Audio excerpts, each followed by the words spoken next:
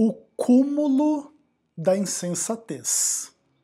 Eu sou Ezequiel Gomes, você está no canal Vem Senhor Jesus, e hoje eu quero que você abra, se puder, a sua Bíblia em Gálatas capítulo 3, e nós vamos fazer uma mensagem expositiva dos versos 1 a 5. E esse é um texto extraordinário, acho que o capítulo 3 da Carta aos Gálatas é um dos capítulos mais interessantes da literatura paulina, sem menosprezar os demais de forma alguma. É com certeza um dos meus capítulos prediletos de toda a Bíblia. E tem muita coisa interessante, muita coisa complexa, muita coisa profunda nesse capítulo, de maneira que eu só vou fazer a exposição dos primeiros 5 versículos aqui, para a gente poder se deter no texto um pouquinho mais do que é possível a gente fazer se fosse fazer uma análise um pouco mais completa do capítulo. Aqui no meu canal, eu tenho uma série extensa sobre Gálatas, que eu ainda vou concluir, que ainda não está concluída, onde você pode ver aí dezenas de vídeos a respeito da carta, inclusive do capítulo 3, e eu senti aí que agora é uma hora boa para a gente poder refletir um pouquinho sobre esse texto. Então, vamos ler a palavra de Deus, vamos orar e vamos à exposição do texto, tá? Então o texto diz o seguinte: Ó Gálatas insensatos, quem vos fascinou a vós outros, ante cujos olhos foi Jesus Cristo exposto como crucificado? Quero apenas saber isto de vós. Recebestes o Espírito pelas obras da lei ou pela pregação da fé? Sois assim insensatos, que tendo começado no Espírito, estejais agora vos aperfeiçoando na carne? Terá sido em vão que tantas coisas sofrestes? Se na verdade foram em vão, aquele, pois, que concede o Espírito e que opera milagres entre vós, porventura o faz pelas obras da lei ou pela pregação da fé? Então, assim, com a Bíblia aberta, vamos orar para que Deus fale ao nosso coração. Deus maravilhoso, eterno e querido, obrigado pela mensagem da Tua palavra hoje. Nós não queremos ser insensatos, não queremos voltar da fé à lei, mas, sobretudo, queremos entender isso, não só naquilo que isso tem para nós ensinos teóricos, mas naquilo em que isso tem implicações práticas para a nossa fé, para a nossa vida. Que os Teus milagres continuem a se manifestar entre nós, que o Teu Espírito continue nos inspirando, nos enchendo, nos guiando, e que a Tua vontade se faça na nossa vida. Nós oramos em nome de Jesus. Amém. Bom, texto absolutamente extraordinário, já dentro de um momento de argumentação da carta já mais desenvolvido, e não só em termos assim do local ali, do contexto literário em que o capítulo 3 está dentro da carta, mas aqui já é um momento em que a experiência de Paulo com os Gálatas e dos Gálatas com Paulo já tinha, amadurecido em algumas direções importantes. Paulo já havia pregado o evangelho para eles já haviam se convertido, Paulo já havia saído da região e ido pregar o evangelho em outra parte, eles já tinham recebido a visita dos judaizantes, eles estavam meio que fascinados com a teoria dos judaizantes, e agora Paulo escreve para eles para exortar, para corrigir, para esclarecer e para abençoar a igreja com essa carta extraordinária que é a Carta aos Gálatas. Então a gente está falando já de uma relação de um apóstolo com uma igreja fundada por ele. E às vezes quando a gente tem um pouco mais de intimidade com uma pessoa ou com uma igreja, a gente se permite colocar algumas coisas de maneira clara, que talvez com pessoas que a gente não conhece ou não tem intimidade, a gente não colocaria, né? É assim que Paulo pode chamar os Gálatas de insensatos, mas sem correr o risco de ser mal compreendido como um cara cheio de si, que quer julgar as pessoas e que pretende ser o padrão da sanidade ou do que é correto e do que é bom, em contraposição a todos os demais que são diferentes dele. Aí o famoso dono da verdade, aqui, que nesse caso seria Paulo, em contraposição aos Gálatas. Não é exatamente esse o ponto. Paulo se permite chamar os Gálatas de insensatos porque assim os Gálatas estavam se comportando diante de alguns desafios teológicos e também de implicações práticas bastante interessantes, para os quais aparentemente realmente os Gálatas não estavam muito bem preparados para entender, para refutar, para confrontar, para contrapor, e até por isso mesmo eles estavam meio que caindo um pouco nessas lábias judaizantes e tudo mais, e por isso Paulo os chama de insensatos. E isso tem todo um conteúdo, né? Aqui nos próprios versos que a gente leu. Por que os Gálatas são insensatos? Porque tendo vislumbrado pela fé Cristo crucificado, eles estavam maravilhados com as obras da lei. A impressão que passa, inclusive, é que as obras da lei eram algo mais importante do que a própria mensagem do Cristo crucificado, né? Ou pelo menos assim, a mensagem que desembocava na importância das obras da lei era, né, mais digna de atenção, de fascinação, de você se maravilhar diante dela, do que a mensagem focada na centralidade da cruz de Jesus Cristo.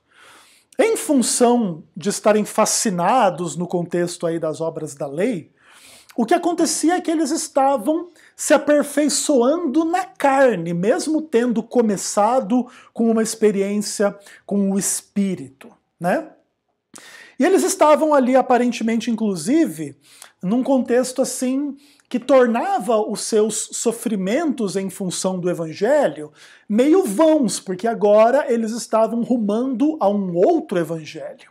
Então, se eles tinham sofrido ou perseguições, ou problemas, ou várias questões, em função da aceitação do primeiro Evangelho, vamos chamá-lo do Evangelho verdadeiro, e agora estavam rumando a um segundo Evangelho, a um Evangelho falso, quem sabe, né, você deveria poder concluir que a primeira experiência foi a experiência não com a verdade, mas com a mentira.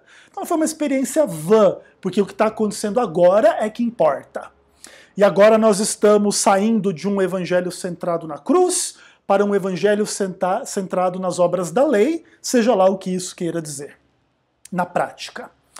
E quando Paulo vislumbra um pouco essa situação, ele destaca a insensatez daqueles que estavam desenvolvendo ideias mais ou menos nesse tipo de direção. Beleza? Aí vamos fazer inclusive um quadro contrário do que seriam Gálatas sensatos, em contraposição aos Gálatas insensatos. Os Gálatas sensatos seriam aqueles que, vendo pela fé Jesus Cristo crucificado, recebem o Espírito Santo pela pregação da fé. Eles começam com o Espírito e eles sofrem em função das consequências da aceitação dessa mensagem na sua vida, em contextos familiares, sociais e tudo mais. E eles não sofrem em vão. Eles mantêm comunhão com aquele que concede o Espírito, que faz milagres entre eles, através da pregação da fé. E, sobretudo, os Gálatas seriam sensatos se não admitissem qualquer mensagem em contrário que viesse a enfraquecer esta sensatez de começar pelo Espírito e terminar pelo Espírito, de começar pela fé e terminar pela fé, de sofrer na sua comunhão com Deus através do Espírito e por causa da fé, e assim se manter até o fim, a despeito do que acontece no mundo, com vistas a que Deus faça milagres e, acima de tudo, ao milagre da salvação para o qual a pregação da fé aponta, né? E aí, em última instância, a volta de Jesus e tudo mais. Esses seriam Gálatas sensatos. Entretanto, eu gostaria de propor para vocês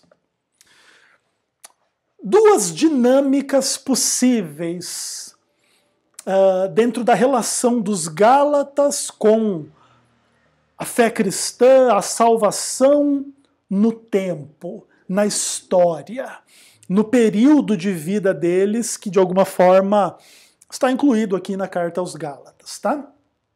E aí eu queria pintar dois cenários, um oposto ao outro, e que tem que ver um pouco com essa coisa que o Raul Seixas bem colocou do ser humano ser meio que uma metamorfose ambulante, sabe? Alguns crentes gostam de citar o Raul Seixas como autoridade doutrinária quando ele fala que o diabo é o pai do rock. Então eles não vão ficar bravos comigo quando eu usar aqui o Raul Seixas como autoridade para dizer que o homem é uma metamorfose ambulante, né? Não pode pegar só o que convém, né, pessoal? Então o que acontece? O fato do ser humano mudar com o tempo, inclusive em inúmeras direções, a gente nasce bebê e daqui a pouco está com 2 metros de altura, a gente nasce com 0 dias de vida, daqui a pouco nós estamos com milhares de dias de vida.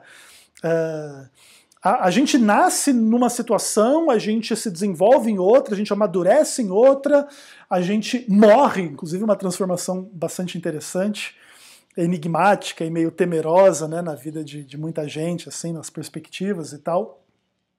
E nesse caminho entre o nascimento e a morte, a gente pode experimentar um monte de tipo de mudanças, né? De um estado mais ignorante para um estado de mais conhecimento, ou alguns talvez podem seguir no caminho inverso, né? Num estado de mais conhecimento para um estado de mais ignorância. No contexto de uma doença, por exemplo, imagina um Parkinson. Você era um cara cheio de conhecimento, daqui a pouco você começa a esquecer o que você conhece, até o nome do seu filho, da sua filha, do seu esposo, da sua esposa, e daqui a pouco você esquece como respirar e morre. Sei lá, enfim, questões bem complexas, né, da experiência humana, com o tempo, com a vida, com o envelhecimento, com as mudanças. E aí eu queria falar de 2 cenários possíveis aqui, que são Gálatas sensatos passando por uma metamorfose na direção de se tornarem Gálatas insensatos. Já pensou nessa dinâmica? Então eu vou contar essa história de forma bem resumida, naturalmente. Então os Gálatas estão vivendo na Galácia. Se é na região sul da Galácia ou norte da Galácia, é uma discussão histórica infinita na história do cristianismo e sem solução, dado que nós não temos uma base empírica para responder essa pergunta, né? Se essas pessoas aqui eram Gálatas que habitavam ao norte da Galácia ou ao sul. E em algum momento, seja quem forem, seja onde eles estiverem ali na região da Galácia, essas pessoas conhecem um judeu. Pelo menos é assim que a situação se apresentaria num primeiro momento. Um judeu chamado Paulo. Paulo era o seu nome latinizado, né? Pensar assim, grecizado, etc. E o seu nome judaico Saulo, né? Que inclusive é o nome de Saul, primeiro rei de Israel. E esses Gálatas conhecem esse homem, e esse homem é um judeu um pouco diferente dos demais judeus. E enquanto os demais judeus talvez crescem, aliás, né, até aquele momento que o Messias de Israel prometido lá na Bíblia, no Antigo Testamento, etc., ainda não tinha vindo, Paulo é um judeu que crê que o Messias veio, inclusive tem nome, Jesus. E, inclusive, depois Jesus vai ter o nome Messias incorporado ao seu próprio nome, né? Jesus Cristo. Cristo é a própria palavra Messias, né? Então, quando a gente fala de Jesus Cristo, estamos falando de Jesus, o Messias. E Paulo prega a respeito desse Messias para os Gálatas de origem pagã, eles não eram judeus, etc. Quanto tempo isso demorou? Qual foi o nível de contextualização que Paulo fez em relação ao próprio Antigo Testamento, para poder dizer que já era prevista a vida de um Messias? o que contém a ideia de um Messias e por que Jesus é o Messias. E seja como for, o que Paulo vem explicando para eles não é uma mera discussão literária, conceitual sobre o conceito de Messias. Mas era uma mensagem carregada de um poder que acompanhava Paulo na sua pregação do que ele chama de fé. Naturalmente, essa pregação ela tem conteúdo, né? Então é uma pregação de revelação que o homem é um pecador, que precisa de arrependimento, precisa ser batizado, com vistas à salvação, porque esse Messias que veio voltará, Jesus vai voltar.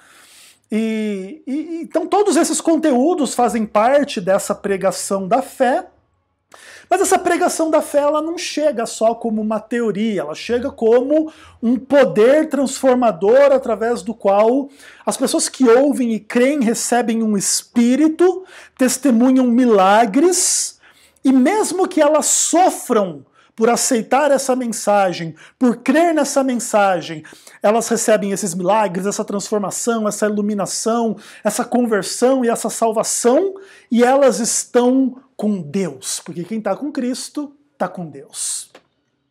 Beleza. Elas sofrem, Cristo não tira delas o sofrimento, então elas enfrentam dificuldades, problemas, como Jesus mesmo já tinha dito, né? No mundo tereis aflição, mas tem de bom ânimo, porque eu venci o mundo.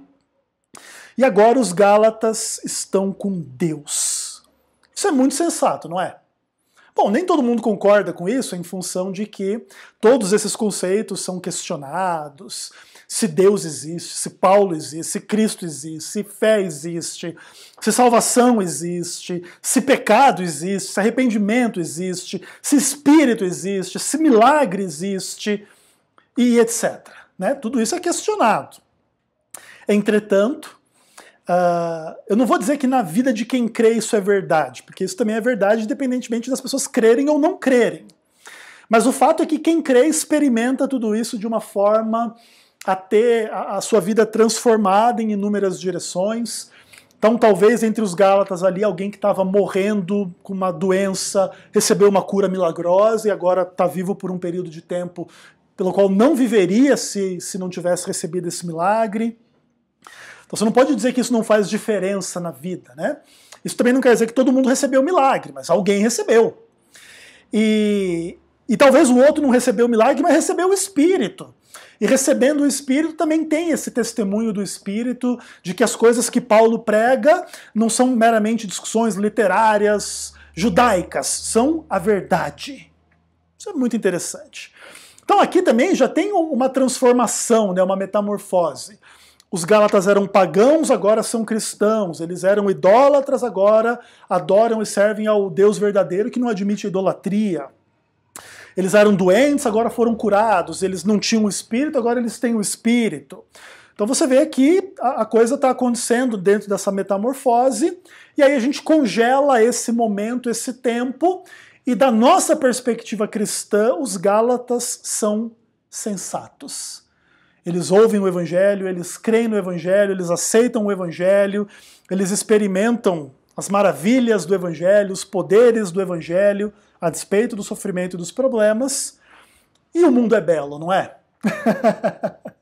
Mais ou menos. Algum tempo depois, Paulo precisa continuar pregando essa mesma mensagem para outras pessoas, e os Gálatas ficam ali, agora conectados a essa rede cristã de influência. Mais cedo ou mais tarde, por exemplo, o próprio Pedro vai escrever a sua primeira carta, ele vai escrever aos cristãos da Ásia, da Capadócia, da Bitínia, que era, por exemplo, da região sul da Galácia, né, que talvez seriam os Gálatas aqui de Paulo também. Então daqui a pouco eles conheceram Paulo, e daqui a pouco vem Timóteo, daqui a pouco vem Pedro, daqui a pouco vem outros cristãos, e vão auxiliando os Gálatas na compreensão das coisas, e eles vão vivendo a fé, eles vão experimentando a fé, eles oram, eles leem a Bíblia, eles conhecem um pouco das coisas, e no meio desse fluxo de pessoas novas e ideias novas, àquele momento da história, chegam os judaizantes na Galácia. E os judaizantes são um grupo muito interessante no Novo Testamento, dá para falar muita coisa a respeito deles. E eles conhecem os Gálatas e os Gálatas conhecem eles. E agora, eles ouvem uma outra pregação, que agora não é mais a pregação da fé, pelo menos não tal qual Paulo a denominaria. Mas agora, essa é a pregação das obras da lei. E aqui já é um tema gigantesco de estudo, de pensamento, sobre em que consistem as obras da lei aqui em Gálatas, em outros momentos da literatura paulina. O homem é justificado pela fé independentemente das obras da lei. Então, dentro dessa perspectiva, especialmente com vistas à salvação, obras da lei não são só insignificantes, como elas ainda são perigosas, porque você tentar ir no caminho delas, você pode perder aquilo que é a justificação pela fé, porque a verdade é que não tem salvação ou justificação nesse caminho das chamadas obras da lei. Muito interessante, muito legal. Bola para frente. E agora, uma coisa interessante. Quando Paulo prega para os Gálatas, como que o Evangelho apresenta a solução do problema do pecado? É a cruz. É o arrependimento, é o batismo, é o novo nascimento e etc., porque é o perdão, é a salvação, é o verdadeiro evangelho.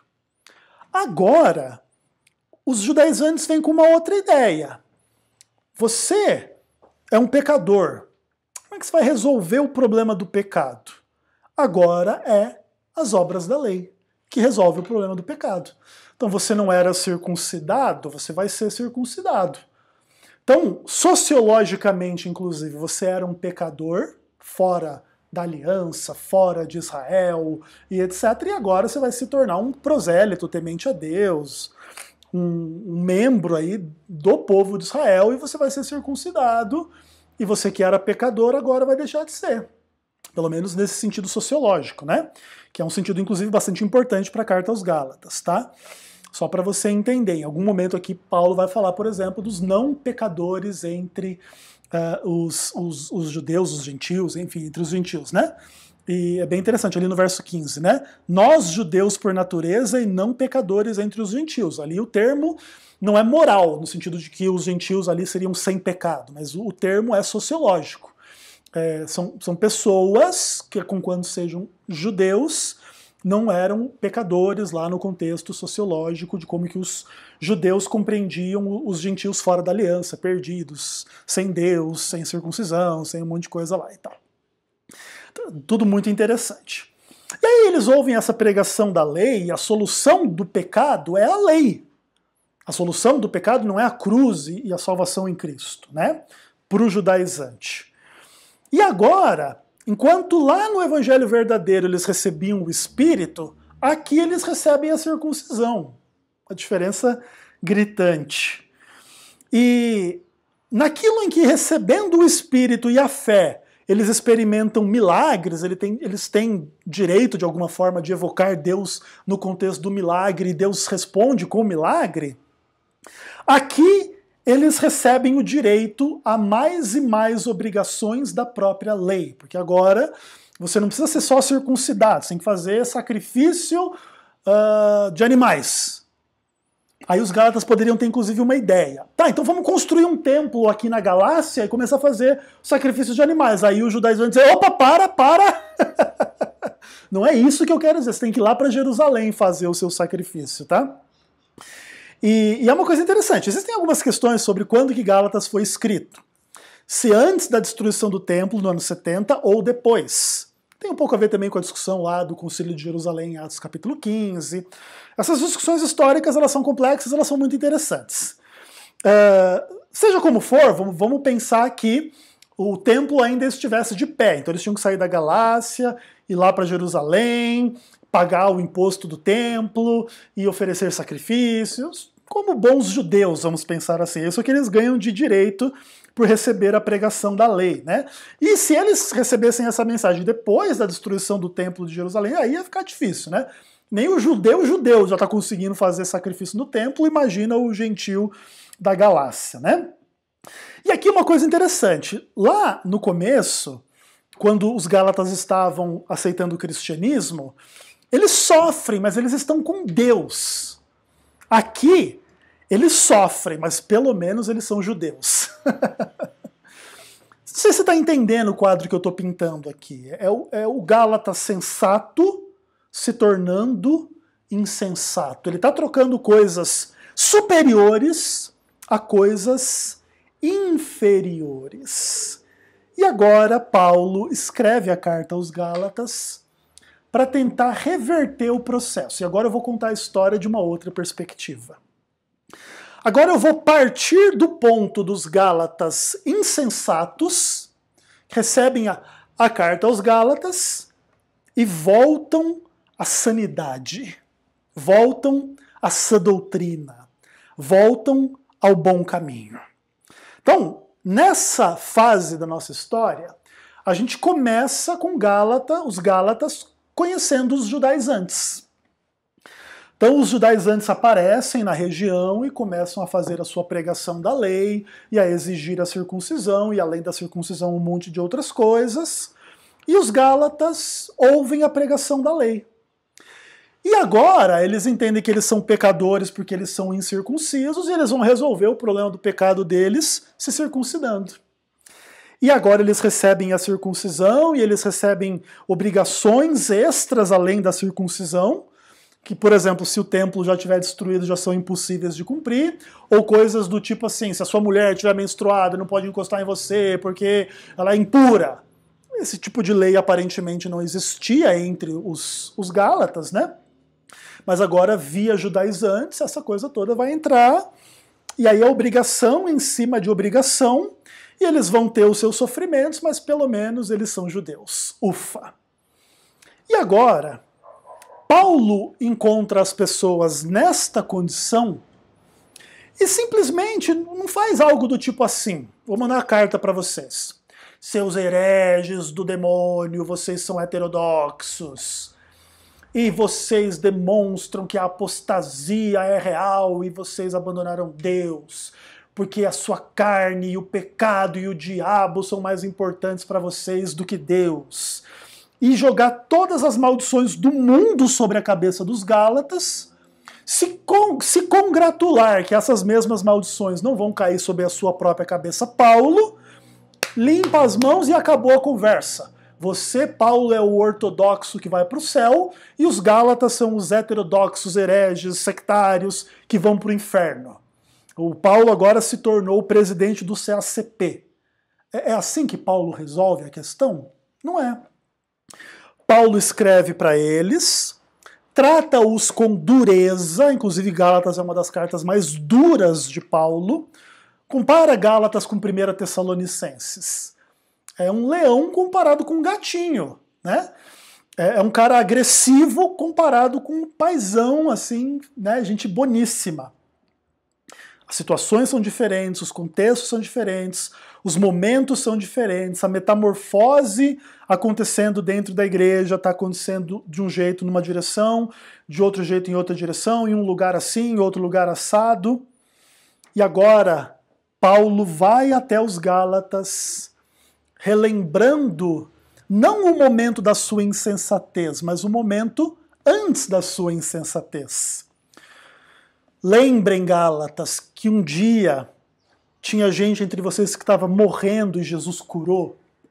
E eles naturalmente iriam lembrar, talvez até a pessoa que foi curada ou as pessoas que foram curadas poderiam lembrar, é verdade. Lembra que Deus fez isso não quando eu vim dizer sejam circuncidados e aí foi curado. Não, isso aconteceu quando eu disse creiam em Jesus. E quando vocês creram, houve a cura, houve o milagre. Então, entendam uma coisa. O que Deus fez de milagre, de uma coisa extraordinária, de uma coisa significativa na vida de vocês, não veio com base na circuncisão, veio com base na pregação. Não veio com base na circuncisão da lei, mas na pregação da fé. E vocês receberam o Espírito Santo porque vocês creram. E o Espírito trouxe convicção, trouxe arrependimento, trouxe milagre. E isso gerou perseguição pelas quais vocês sofreram. Porque agora Vocês entenderam que os ídolos não são deuses falsos. É mentira, é vaidade, é obra de mãos humanas. E só há um Deus verdadeiro.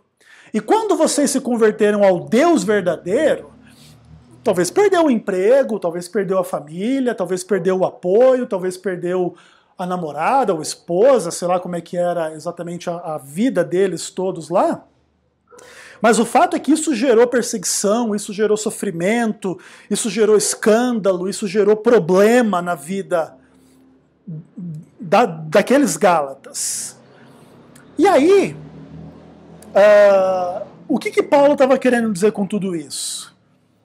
Que só vale a pena enfrentar essas coisas todas sob a perspectiva da fé, do Espírito e da salvação, que não veio em primeira instância pela pregação da lei, e que agora os Gálatas estão aceitando como se fosse um caminho melhor do que aquele que já fora apresentado.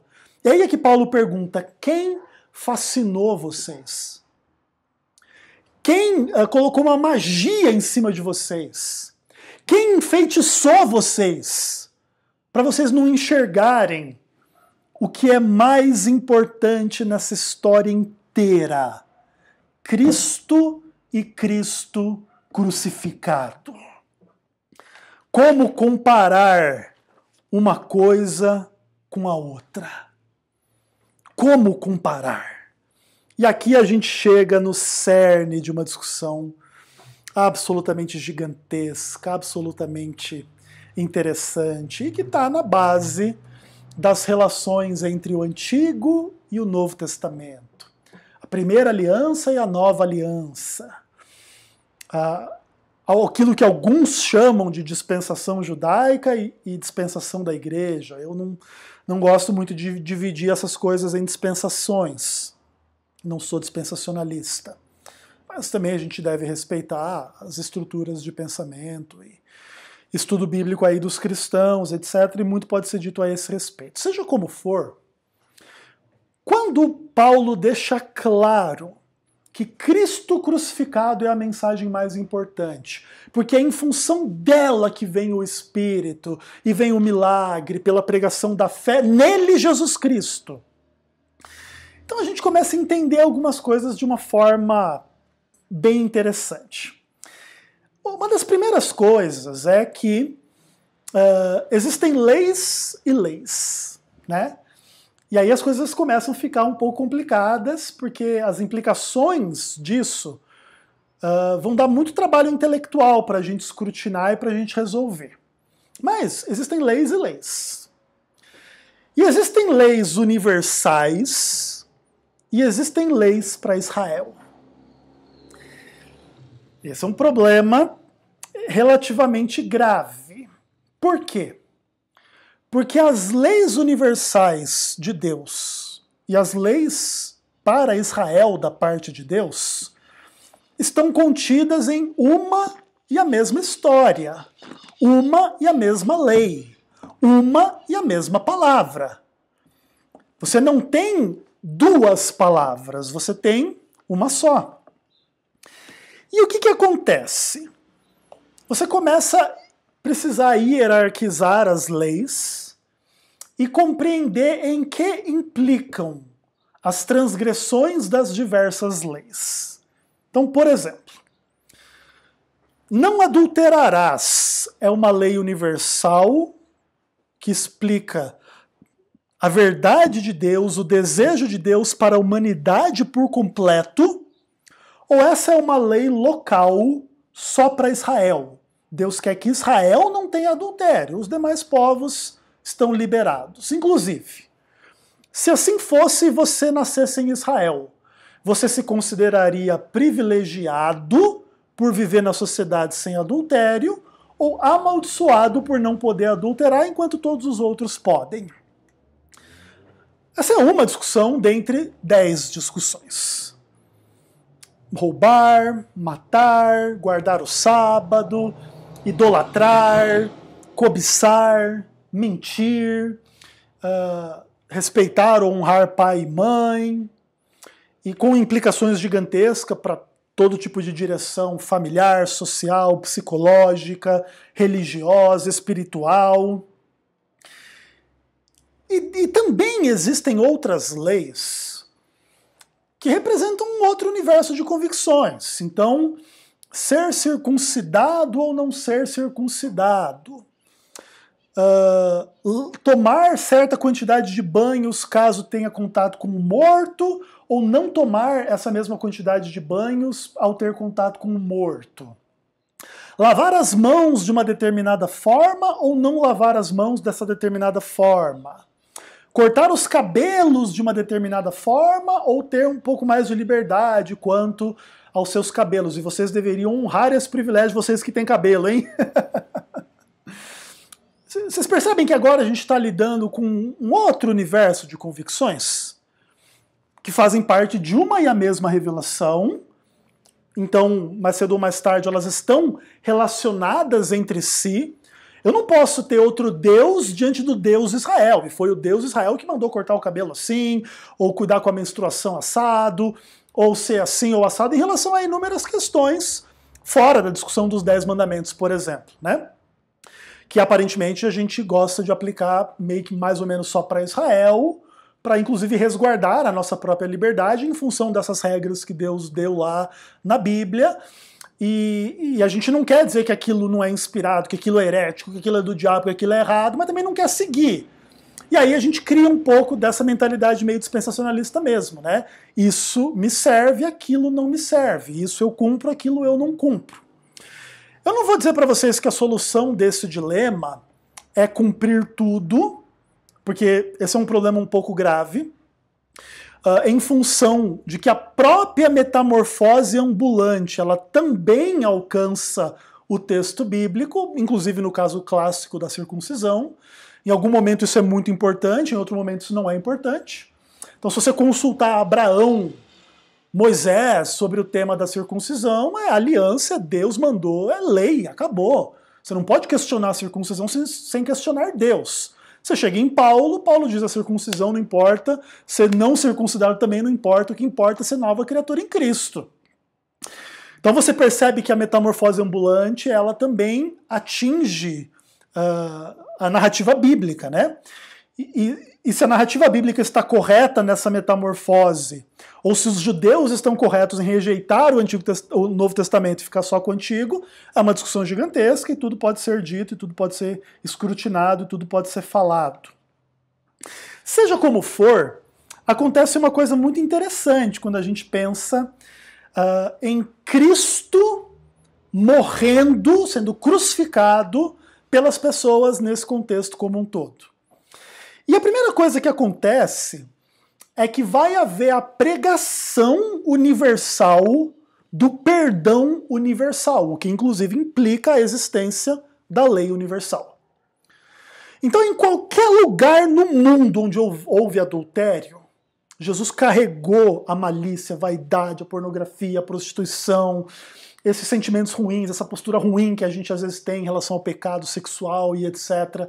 E ele carregou tudo isso. E carregando tudo isso, ele pode perdoar tudo isso. E é isso que é pregado no nome dele. Em nome dele se prega o perdão do pecado. Então, os Gálatas, inclusive se diz que os Gálatas eram loiros, né? E eles tinham mulheres lindas, né? As meninas loiras, etc. E também se diz que tinha muito homossexualismo entre eles, né? Se você não viu a minha série sobre os Gálatas, eu recomendo que você veja. Inclusive tem um momento que eu falo sobre isso. Então vamos lá, aquele povo, com aquelas meninas lindas, ou com aqueles homens lá, e eles transando entre si também, era um monte de pecado sexual. Agora Jesus carregou sobre a cruz. Daqui a pouco você está doente, porque você teve uma relação homossexual, pegou uma DST, e daqui a pouco na pregação da fé de Paulo você é curado. E a implicação disso não é só que Deus te quer bem no sentido da sua saúde, mas que Deus te salva do seu pecado. E mais cedo ou mais tarde, Paulo vai dizer para você que homem com homem, por exemplo, é uma abominação, é uma coisa errada. E aí também, pano para manga para discutir, à luz aí das convicções da nossa sociedade atual, as implicações disso, com a relação com os homossexuais, com o próprio tema, né, do homossexualismo, da homossexualidade, etc. Tudo muito amplo. Seja como for, Você está percebendo aqui que daqui a pouco essa lei, o do adultério, ou do roubo, ou da mentira, dos 10 mandamentos, elas têm uma relevância maior dentro do universo das pessoas de uma forma geral do que as questões judaicas, ou especificamente judaicas. Vamos lá, os Gálatas não tinham pecado nenhum contra os 10 mandamentos, mas eles também não lavavam a mão do jeito que o judeu tinha que lavar. A implicação disso é muito menor do que eles serem adúlteros, ladrões, mentirosos e não sei o quê, entende? Em termos morais. Então disso também vem um pouco dessa hierarquia, dessas divisões, dessas questões. E acontece uma coisa muito interessante. Quando Cristo perdoa os pecados em função da lei moral, o que isso implica na prática? A abolição do padrão moral, sim ou não, e por quê? E essa abolição, que aparentemente está inclusa neste perdão, ela tem que ver com um tempo específico ou com todos os tempos específicos? Pergunto. Jesus carregou todos os pecados sexuais sobre a cruz. Não quer dizer que agora eu creio em Jesus e posso ter qualquer pecado sexual porque ele vai me perdoar? É essa a mensagem? Ou é a mensagem de que tudo aquilo que eu pequei foi sobre a cruz, eu posso ter a certeza disso, e eu posso ter o perdão, eu posso receber o milagre, eu posso crer, mas eu tenho que mudar. E eu não posso manter o meu comportamento, a minha vida contra Deus como eu tinha até então. Essa é o cerne da discussão, ou pelo menos um dos cernes importantes da discussão. Outra coisa importante vocês entenderem é em que implica a transgressão da lei moral universal, em que implica a transgressão da lei nacional dos judeus. A implicação de quem transgride a lei mais universal dos 10 mandamentos é que a pessoa é uma pecadora. E aí ela precisa de salvação, inclusive por ser pecadora ela está sujeita à morte, dentro da mentalidade bíblica, né? A gente trabalha aqui dentro dessa mentalidade. Agora, se você transgredir a lei nacional judaica, o que acontece não é que você é um pecador, o que acontece é que você não é um judeu. Pelo menos não um bom judeu, tá bom? Você percebe que tem uma diferença importante entre essas duas coisas? E aí, o que acontece?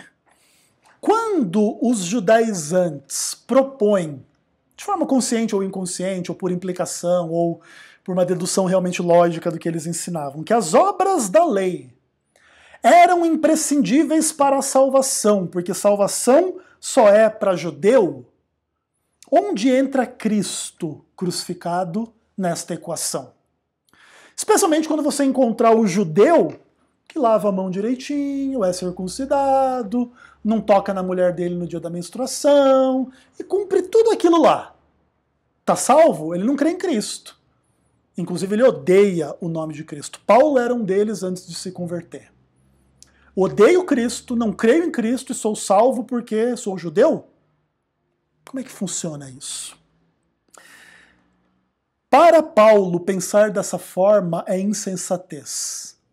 E não simplesmente porque Paulo estava dizendo isso para os Gálatas. Paulo estava dizendo isso para ele mesmo. Eu já fui trouxa desse jeito. Eu era um Gálata insensato. Eu, Paulo. Eu era fascinado com a lei, com a tradição do meu povo, com Israel, Israel, Israel. Mas quando eu conheci Cristo, eu considerei tudo como esterco para ganhar a ressurreição dos mortos. Porque ele ressuscitou e eu vou ressuscitar com ele. Porque ele carregou os meus pecados sobre a cruz. E o que eu sou é um pecador. E não importa o quanto eu sofra, eu vou seguir até o fim, guardando a fé, até o fim guardando a coroa. Vocês entendem a diferença das convicções de Paulo para as convicções dos judaizantes? Agora, qualquer cristão que tentar pegar isso aqui para dizer que o padrão dos 10 mandamentos foi eliminado da existência humana por causa da fé, da graça, dos milagres e do Espírito, esses são aqueles que eu chamo de o cúmulo da insensatez. Se Jesus morreu para perdoar o pecado sexual, a mentira, a idolatria, a transgressão do sábado, a nossa, enfim, falta de honra do pai e da mãe, aquele monte de coisa, o pecado, como que o pecado pode ser uma coisa irrelevante se eu faço ou não faço porque eu não sou salvo pela lei. Como que funciona isso na prática? Então Jesus morreu pelo meu pecado para me permitir pecar. Jesus morreu pelo meu pecado para que eu possa pecar em paz. Jesus morreu pelo meu pecado para que eu possa viver em pecado. Essa é a verdade do Evangelho segundo a carta aos Gálatas. Quem pensa assim é mais insensato do que os próprios Gálatas. É mais insensato do que o próprio Paulo quando perseguia a igreja, porque aplica a verdade para servir a mentira. Naturalmente, as implicações do que Paulo diz em Gálatas para a ideia de que os 10 mandamentos são uma lei universal, especialmente em relação à guarda do sábado, não é uma discussão pequena. Pelo contrário, é uma discussão gigantesca. Inclusive, é uma discussão que está no cerne da ideia toda das obras da lei. Hoje em dia existe a direção de um certo consenso, especialmente a partir da nova perspectiva de Paulo, que as obras da lei que Paulo condena incluem a circuncisão, a diferença de carnes limpas e imundas e a guarda do sábado.